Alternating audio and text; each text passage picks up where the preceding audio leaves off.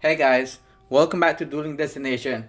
So today I actually had a day off work, so I decided to work on my actual trade binder and my personal binder and actually get my stuff ready for locals tomorrow. I normally go to locals after work, so it doesn't give me much time to come home and prepare anything that I need to do the day before. And I decided that I should probably share it with you guys. The name of this video is going to be probably what's in my trade banner because that's what I'm going to be focusing on at the moment.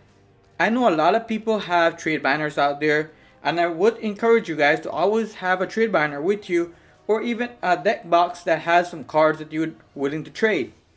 What I have seen recently, or is an ongoing problem in the Yu-Gi-Oh community, is that people have cards in their trade binder that they would not like to trade, and to me, that's not proper, I would say, because I have here my personal binder, which is an Ultra Pro binder leather.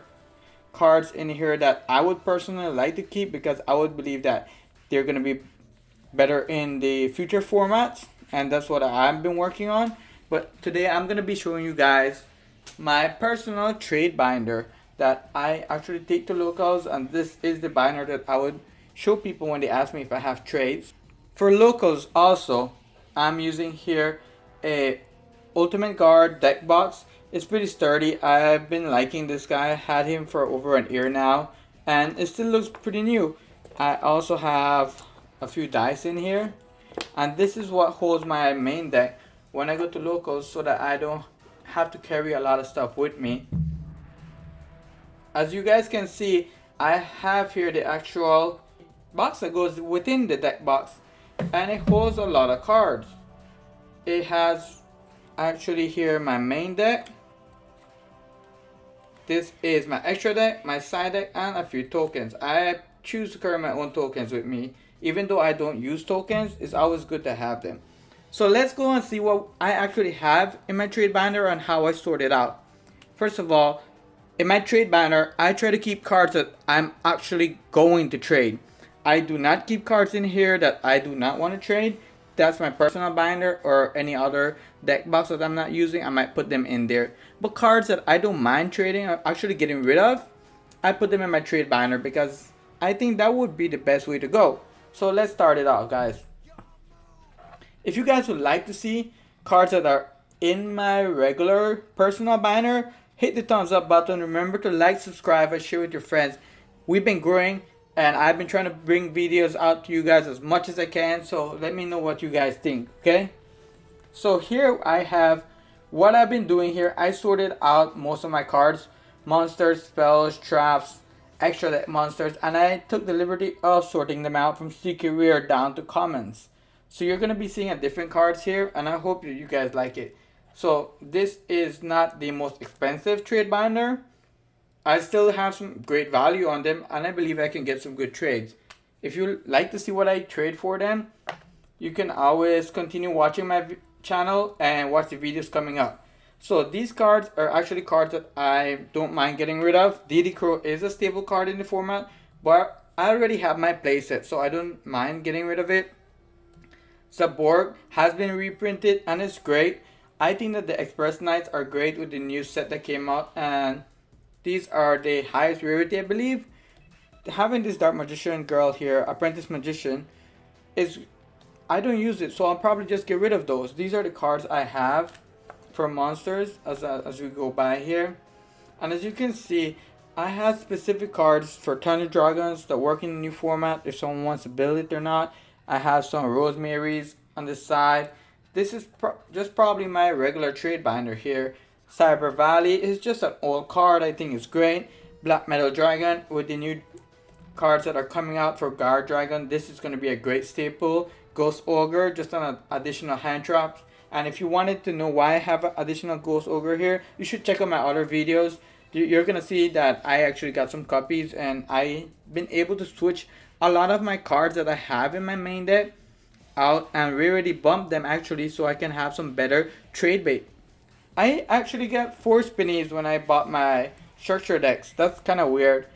ABC parts here, some prank kit cards, DDDs. DDDs have been great in past formats, and I think they can still come back. Spirals.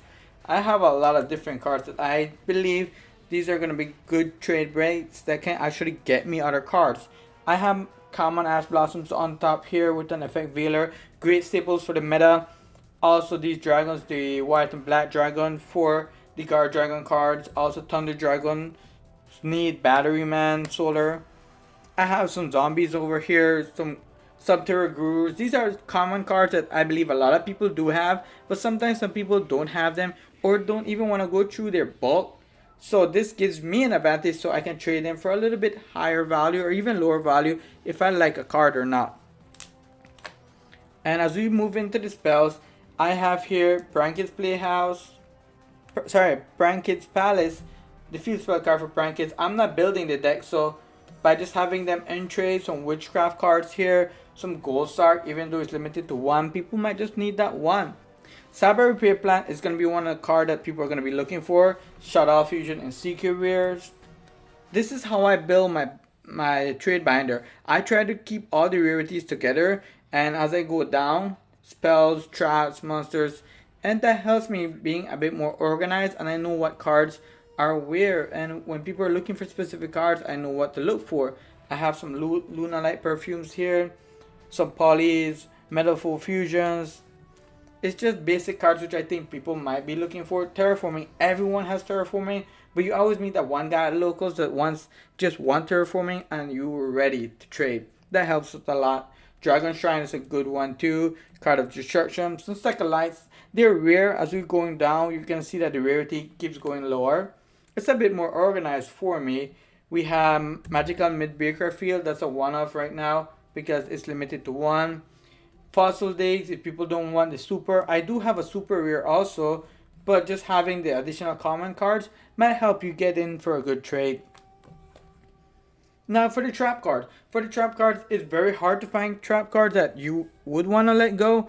My evenly matches I'm holding on to. I don't have much, but this is my basic trade binder.